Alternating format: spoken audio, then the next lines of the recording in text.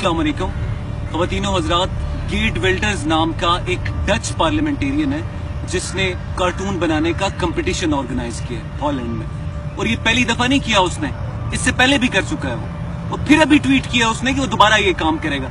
मैं इस हवाले से आपको बहुत इंपॉर्टेंट बात बताना चाहता हूँ। इस वक्त दुनिया में लीडरशिप का जो सबसे बड़ा टीचर है उसका नाम है John Calvin Maxwell.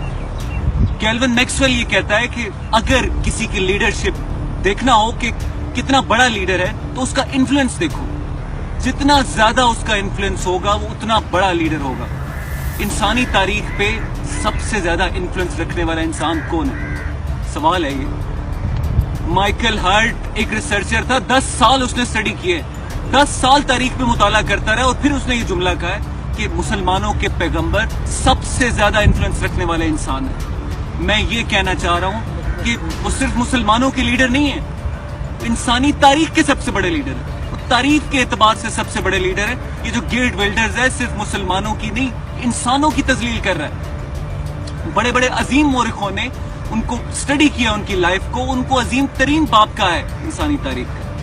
Thomas Carlyle ने अपने सारे हीरोज को छोड़ के उनको हीरो कहा है। जॉर्ज बर्नार्ड कहता है अगर आज के दौर में अरब के उस अजीम टीचर को इक़्तिदार दे दिया जाए तो ये जो सारे मसले हैं वो अपने विजन से हल कर सकते थे, इसके जॉर्ज बर्नार्ड कहता है। ले मार्टिन फ्रेंच का बहुत बड़ा हिस्टोरियन है, वो कहता है जिस तरह मुसलमानों के पैगंबर ने नताइज हासिल किए हैं और जिस तरह जंगें जीतने के बाद माफ किया है लोगों को, इंसानी तारीख में इसकी मिसाल नहीं है, करीब तरीन भी कोई मिसाल नहीं। ये ले मार्टिन कहता है।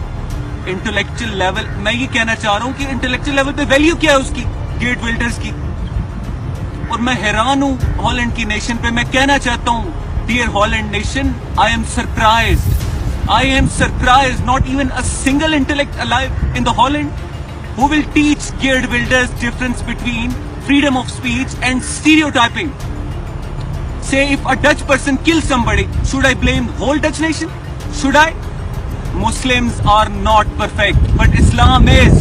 Do not make confusion. And this message is for the whole Holland nation.